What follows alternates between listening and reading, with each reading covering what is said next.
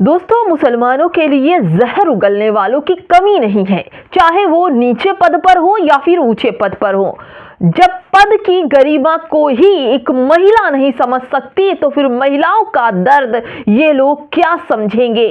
उत्तर प्रदेश की महिला आयोग की चेयरमैन का एक बयान नकाब पर, जब नीतीश कुमार ने एक डॉक्टर का नकाब खींचा उसके बाद से माहौल, राजनीति और तमाम अमन पसंद लोगों में, हिजाब पसंद लोगों में, सम्मान पसंद लोगों में, इज्जतदार लोगों में एक आक्रोश कि एक महिला का एक सीएम ने नकाब खींचा और ये गलत हुआ। दोस्तों, उसके बाद पूरे देश में हाहाकार मचा। यहां से लेकर के विदेशों तक तमाम खबरें चली कि नीतीश कुमार ने एक हिजाबी लड़की का नकाब खींचा। उसके बाद थू थू भारत की, बीजेपी की, नरेंद्र मोदी की, बिहार के सीएम नीतीश कुमार की, भाजपा के तमाम नेताओं की कंट्रोवर्सी। लेकिन अब एक महिला चेयरमैन, जो कि महिला आयोग की चेयरमैन है, उसका बयान आता है। वो कहती है कि नकाब और बुर्का पहनने वाली लड़कियां अपने घर में रहें, वो घर में ही सुरक्षित हैं। बल्कि मैं तो कहूंगी कि लड़कियां घर में भी सुरक्षित नहीं है, बल्कि आप सुरक्षित हैं। ये सब एक महिला होकर एक महिला के ऊपर छीटा कसी कर रही हैं। दोस्तों, मैं पूछती हूं इन्हीं चेयरमैन से कि उन्नाव पीड़िता ने तो नकाब भी नहीं पहना था, तो उसके साथ ऐसा क्यों हुआ? जवाब दोगी? नहीं दे पाओगी, क्योंकि तुम सब तो सत्ता की दलाली में लगे हो। ना तो महिलाओं का नाम लेकर सत्ता में काबिज तो हो, लेकिन सत्ता की दलाली में हो। तुम्हें ना मुस्लिम लड़की दिखती है, ना ईसाई लड़की दिखती है, ना सिख लड़की दिखती है, ना ही दलित लड़की दिखती है। तुम्हें दिखता है तो केवल सत्ता की दलाली, चाटुकारिता, पद और कुछ नहीं। पूरी खबर बताऊंगी दोस्तों, कैसे नैरेटिव अल्पसंख्यकों के लिए सजाया जा रहा है, कैसे उन्मादी भीड़, आतंकियों की भीड़ पहुंच रही है चर्चों पर, मज़ारों पर, मुसलमानों के घर तक, उनके हिजाब नकाब तक, उनके एजुकेशन यूनिवर्सिटी तक, और जो उनका साथ देते हैं वो भी जेल चले जाते हैं। मैं जामिया मिल्लिया की जो टीचर है उनकी बात कर रही हूँ। अलीगढ़ में कल एक टीचर को गोली मार दी बेवजह। दोस्तों, पूरी खबर बताऊंगी। नमस्कार, आप देख रहे हैं बामसेफ न्यूज और मैं हूं आपके साथ शैला। दोस्तों, ऐसे माहौल में जब मुसलमानों को लगातार निशाने पर लिया जा रहा है, यानी कि भरी सभा में भी मुसलमान लड़कियां सेफ नहीं है, नकाब खींच लिया जा रहा है, वही उन्नाव रेप पीड़िता का जो आरोपी है कुलदीप सेंगर, वो छूट रहा है। जज साहब ने आदेश दे दिए, उसके अच्छे आचरण की वजह से ही आदेश आए होंगे, उसको छोड़ने के आदेश। आशाराम, राम रहीम के लिए भी आदेश आए थे उनके अच्छे आचरण की वजह से। राम रहीम की बात जानते हैं ना आपने, कई हजार जमीनों के नीचे कंकाल मिले, कई हजार लड़कियों के साथ रेप किया, लेकिन उसके अच्छे आचरण की वजह से बार बार उसे बेल मिल जाती है। आशाराम जो 80 साल का बुजुर्ग है और उसे नाबालिग बच्चियों के साथ शोषण और रेप के केस चल रहे हैं, जो कि बार बार उसके आचरण और भगवान रूपी दिव्य शक्ति की वजह से उसे बार बार जमानत मिल जाती है। वहीं कुलदीप सेंगर ने उन्नाव पीड़िता के पूरे परिवार को खत्म करवा दिया, उसके साथ गलत किया, और आज जज ने उसके अच्छे स्वभाव की वजह से उसे जेल से रिहा कर रहा जा रहा है। उन्नाव पीड़िता अपनी जान की बाजी लगा करके इस कड़कती सर्दी में दिल्ली के इंडिया गेट के बाहर बैठी है, अकेली, कोई नहीं। लेकिन दर्द तो पुलिस वालों के दिल में उठता है ना। भाजपा की सरकारों में बेटी को उठा ले गई पुलिस कि तुम प्रदर्शन नहीं कर सकती, कोई भी प्रदर्शन करेगा पुलिस उठा ले जाएगी। ले गई पुलिस, बेचारी करती क्या? राहुल गांधी से गई अपनी मदद मांगने के लिए। राहुल गांधी किसकी मदद करेंगे? राहुल गांधी उसकी मदद करेंगे ओम प्रकाश वाल्मीकि की, जिसकी हत्या पीट पीट कर बाबा वालों ने कर दी थी। याद है आपको? केवल मुसलमान निशाने पर नहीं है, दलित, अल्पसंख्यक और मुसलमान, ये सब निशाने पर है इन भगवा गुंडों की वजह से। राष्ट्रवादी गुंडे कोई भी त्योहार मनाने नहीं देंगे। आई लव मोहम्मद का पोस्टर लिए हाथ में निकले तो वो विवादित हो गया। उनके घरों पर, मुसलमानों के घरों पर बुलडोजर चल गए, नेस नाबूद हो गए। आज भी किसी के बारात घर पर, तौक़ीर रज़ा के बारात घर में कोई रिश्तेदार थे, उनके घर भी बुलडोजर चल गया, उनका भी मैरिज हाल नेस नाबूद कर दिया गया, उनका जहन्नुम का टिकट करने की तैयारी में है। अब वहीं सत्ता के दलाली करने वाले गुंडे, आतंकवादी, खुद को सनातनी कहने वाले चर्च के बाहर बैठे हनुमान चालीसा पढ़ रहे हैं और बेशर्मी से पुलिस उनको प्रोटेक्ट कर रही है। दोस्तों, ये चल रहा है। मनुस्मृति दहन दिवस है, बाबा साहब ने इसी सब वजह से मनुस्मृति जलाई थी। ऐसा ना हो गरीब कमजोर पर मनुस्मृति थोप कर उनके साथ गलत किया जाए, लेकिन ये सरकारें मनुस्मृति संविधान की जगह पर पेस्ट करना चाहती हैं। और संविधान से एक फैसले भी हो गए, और वो भी संविधान को हटाकर मनुस्मृति से फैसले हो गए। सरफराज याद है ना आपको?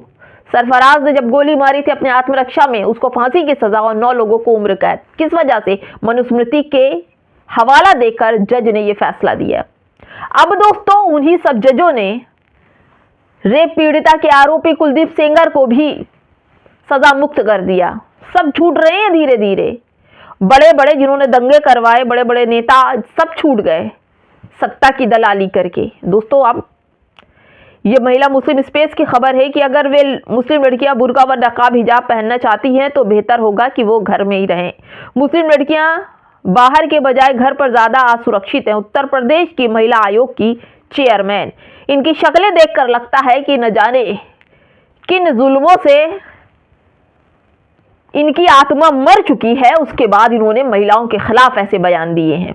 अपनी आत्मा को दांव पर लगाकर ये सब महिलाएं बोल रही हैं। दूसरी महिला का नाम सुनिए, ये भी मुस्लिम स्पेस की है।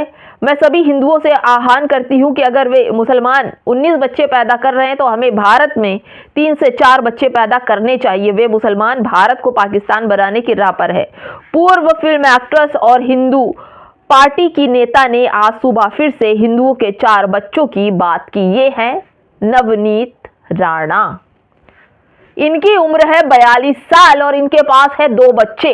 तो सबसे पहले जो कह रही हैं, सबसे पहले इन्हें बच्चे पैदा करना चाहिए। मुझे कहने में कोई शर्म नहीं है। जब इन्हें शर्म नहीं आ रही है, एक बड़ी उम्र की दराज, एक बड़े पद पर रहते हुए एक महिला इस तरह की बात कर सकती, तो मुझे आप तक खबर पहुंचाने में कोई शर्म नहीं है।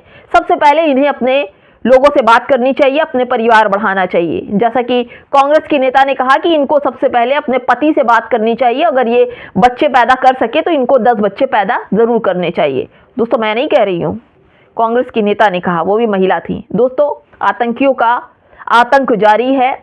ये गरीब मुसलमानों को ढूंढ ढूंढ कर निशाना बना रहे। देखिए, कबाड़ी वाला जो प्लास्टिक के टूटे फूटे सामान बेच करके अपना घर चलाता है, उसको हिंदूवादी, जिनकी भावना 2-2 मिनट पर आहत हो जाती है, वो मारने पीटने पर उतारू हो जाते हैं। जबरदस्ती मोदी जिंदाबाद के नारे लगवाए, वंदे मातरम कहलवाया, नहीं किया।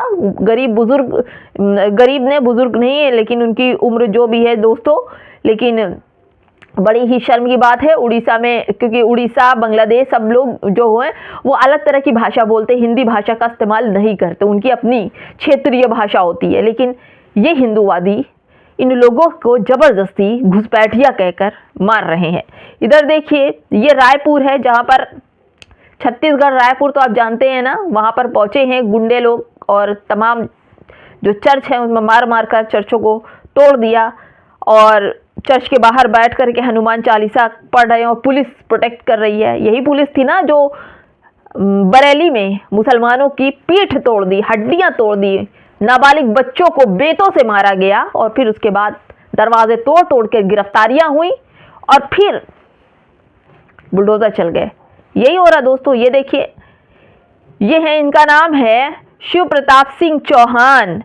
ये मध्य प्रदेश के हैं और इन्होंने कहा है कि अगर पुलिस वाले शासन, मंदिर, मस्जिद और तो और मुसलमानों के घर नहीं तोड़ती तो हम 48 घंटे का समय देते हैं और हम तोड़ देंगे। किसकी बदौलत? सरकार इनके सर पर, इनके सहारा बनी है, इस वजह से ये बोल रहे। वरना शासन, प्रशासन, कानून और योगी आदित्यनाथ का डर या फिर अन्य भाजपा के प्रदेशों में रहकर इस तरह की बात करना, जब शासन सर पे सवार हो तो कोई भी गुनाह छोटा नहीं लगता है दोस्तों। वहीं अब बात करूँ अखलाक की। अखलाक केस में जो कुछ हुआ दोस्तों वो सब ने देखा।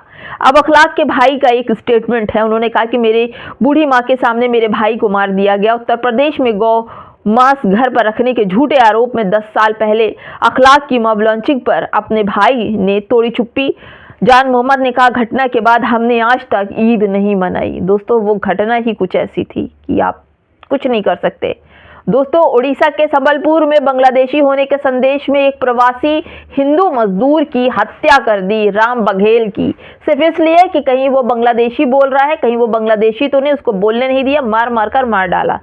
इधर देखिए दोस्तों, झुग्गी झोपड़ी में रहने वालों पर हिंदू आतंकियों का सनातनियों का जुर्म जो है वो लगातार चल रहा है। यहीं बात की जाए तो पवन राम खेरा ने कहा है कि राम नवमी और हनुमान जयंती पर ये लोग मस्जिदों के बाहर जाकर डीजे बजाते हैं, उकसाने वाले गाने बजाते हैं। क्रिसमस पर ये लोग चर्च के बाहर हनुमान चालीसा पढ़ते हैं, सेंटा क्लॉज की टोपी खींचते हैं, तोड़फोड़ करते हैं। कौन है ये मूर्ख? ये संघ द्वारा लगाए जहरीले बीजों की निकली खपतवार है। जो खरपतवार नहीं होती दोस्तों, जिसे वेस्ट कहा जाता है, हाँ, जिसकी फसल कट चुकी होती है और फिर खरपतवार होता है ना दोस्तों, खरपतवार जो होता है वही है ये लोग, और वही लोग आतंक मचा रहे हैं। दोस्तों देखिए, नरेंद्र मोदी जिस चर्च में जाते हैं, पूजा पाठ करते हैं, सर झुकाते हैं, कैंडल जलाते हैं, मोमबत्ती जलाते हैं, और उनके नुमाइंदे चर्चों में पहुंच करके आतंक मचाते हैं, तोड़फोड़ मचाते हैं, सिर्फ इसलिए कि भाजपा में उन्हें ऊंचा पद मिल जाए। ये भाड़े के सरकारी गुंडे तमाम अल्पसंख्यकों को नुकसान पहुंचा रहे हैं। ईसाई मुसलमान अभी इनके निशाने पर है। तीसरा नंबर किसके आएगा आने वाला समय बताएगा। देखिए दोस्तों, वसीम अकरम त्यागी लिखते हैं, इन्हीं स्कूलों में होली खेली जाती है, दिवाली मनाई जाती है, बच्चों को राधा कृष्ण बनाया जाता है, लेकिन संता मत बनाना वरना कार्रवाई होगी। यही है धार्मिक स्वतंत्रता। स्कूलों को सख्त आदेश, बच्चों को बनाया संता तो होगी कार्रवाई। दोस्तों मैं यही कह रही हूँ कि सरकारी गुंडे, देश का लोकतंत्र खत्म हो गया है। मनुस्मृति आज ही के दिन 25 दिसंबर को बाबा साहब ने जलाई थी, और आज मनुस्मृति को जिस तरह से ये लोग लेकर आ रहे हैं, संविधान लोकतंत्र को कुचल कर जूतों तले खुद पहुंचना चाह रहे हैं। दोस्तों कमेंट बॉक्स में ज़रूर बताइएगा, उस पूरी खबर में अपनी राय क्या है हमें ज़रूर बताइएगा। नमस्कार।